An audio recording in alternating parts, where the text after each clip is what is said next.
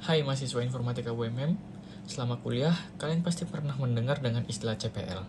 Tahukah kalian apa arti CPL itu? CPL adalah kepanjangan dari capaian pembelajaran lulusan. Sederhananya, CPL adalah kompetensi yang harus dicapai selama kuliah. CPL dibagi menjadi 8 poin utama untuk membentuk kompetensi lulusan yang menyeluruh. Yang pertama, menginternalisasi nilai Pancasila dan Islam dalam kehidupan pribadi dan sosial. Yang kedua, menunjukkan sikap profesional dalam bidang informatika dengan semangat kewirausahaan.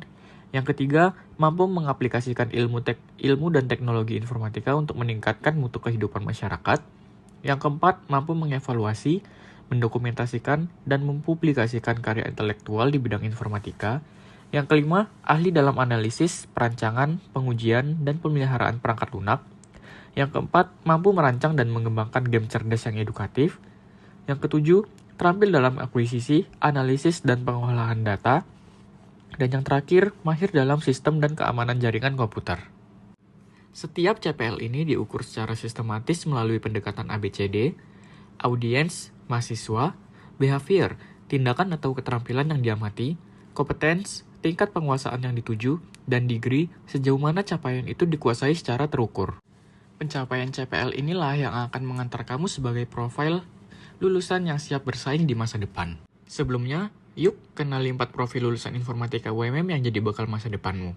Yang pertama ada spesialis jaringan, dengan kemampuan menganalisis masalah jaringan, memberi solusi teknis dan mengevaluasi sistem jaringan.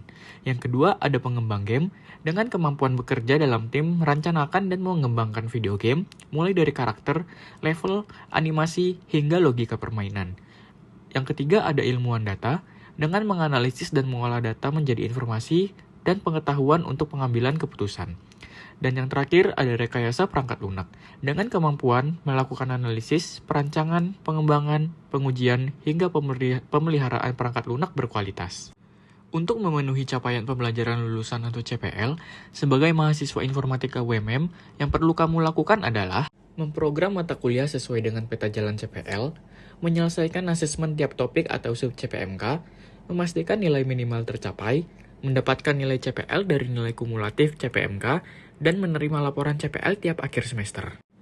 Kalau kamu masih bingung terkait CPL, tenang saja, kamu akan terus dibimbing untuk memahami CPL.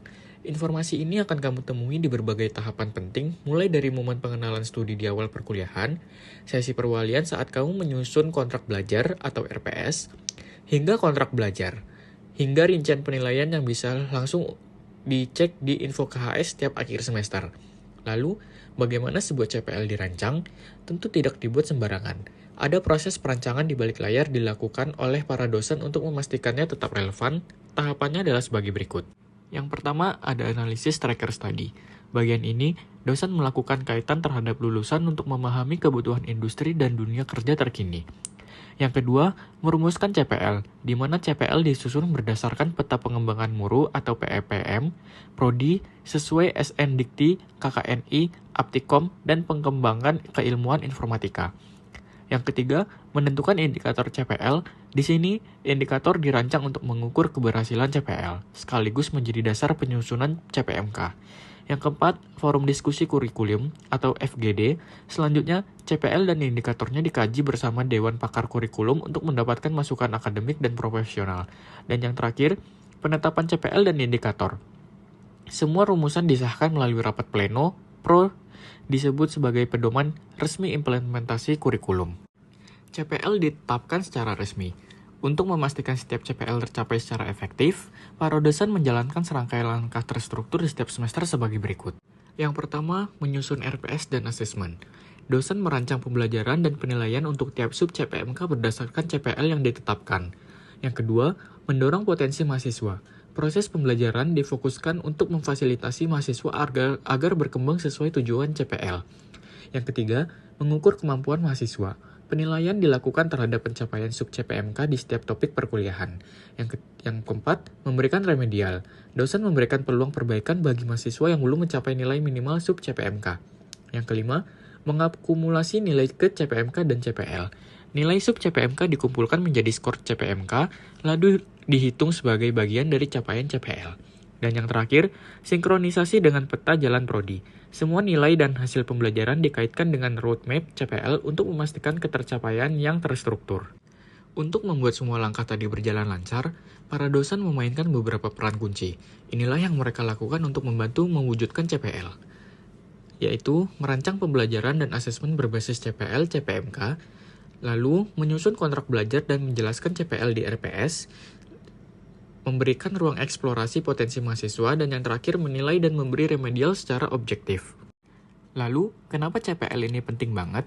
Karena CPL lah yang menjadi penanda kualitas kamu sebagai lulusan informatika UMM. Semakin kamu memahami dan mencapainya, semakin siap kamu menghadapi dunia kerja.